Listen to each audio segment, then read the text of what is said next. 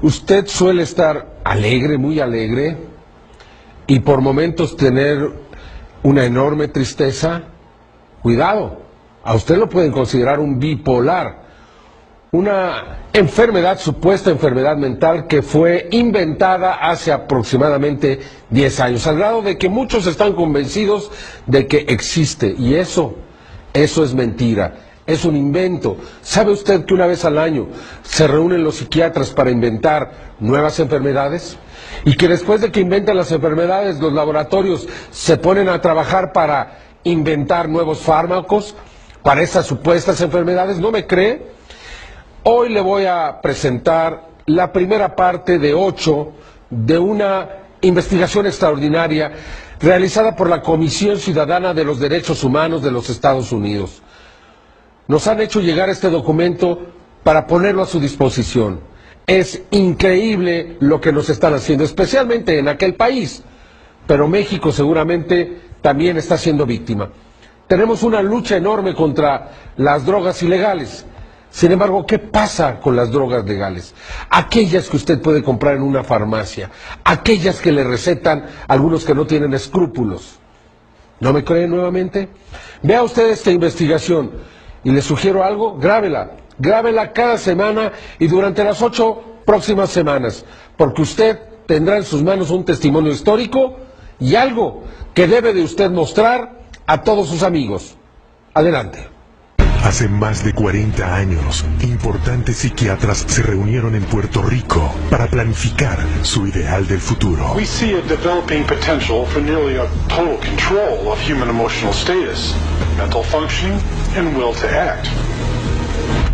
Su plan, crear para el año 2000 una gama de fármacos psiquiátricos que regulara cada aspecto del comportamiento humano. Diagnosed with depression and put on Paxil. ADD, and I was prescribed Ritalin. General anxiety disorder, prescribed Zoloft. Bipolar disorder, and I take lithium. PTSD, Zoloft. I was on Paxil. And they placed me on Zoloft. They gave me Adderall. I was prescribed Ciptamine, Tegretol. Lexapro, Depakote, Stelazine. Adderall, Concerta, Orzine. Prozac, Lorazepam. Effexor, Clonazepam. Ritalin, dexamphetamine, Paxil. Silert, Prozac, Adderall. Elavil, Depakote, Wellbutrin, Seroquel, etc., etc.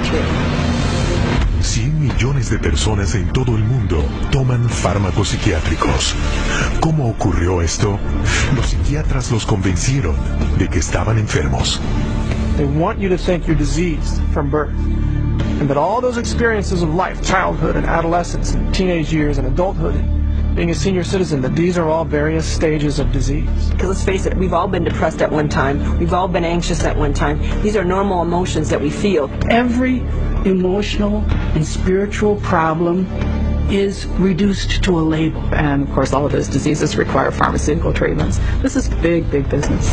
Aunque consiguen un ingreso sustancial, afirmando que son profesionales de la medicina, los psiquiatras confiesan libremente que su profesión está desprovista de ciencia. We don't really have any specific blood tests or other tests that are definitive for any mental illness whatsoever. It would be neat if it would become much more scientific. Well, if you go to my office and you tell me that you're depressed, there's nothing, and no blood sample or whatever, no tests. There are not current available tests to verify your diagnosis. I don't use any tests. You do not have a test to say, well, this is this disorder and this is the best medication for this disorder. For many years we thought we had the tests nailed down, but it turned out that they weren't of any value.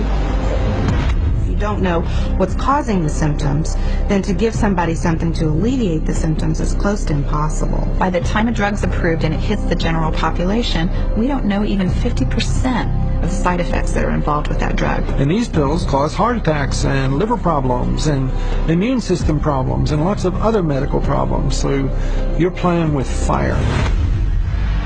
Cada día, los fármacos psicotrópicos causan reacciones adversas graves.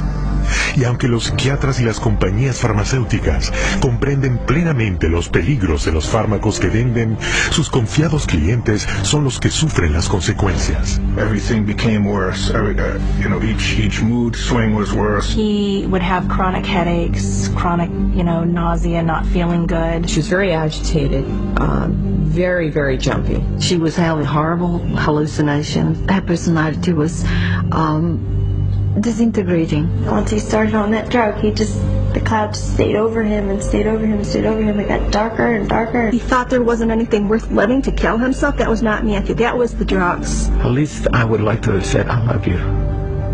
I didn't get a chance to do that.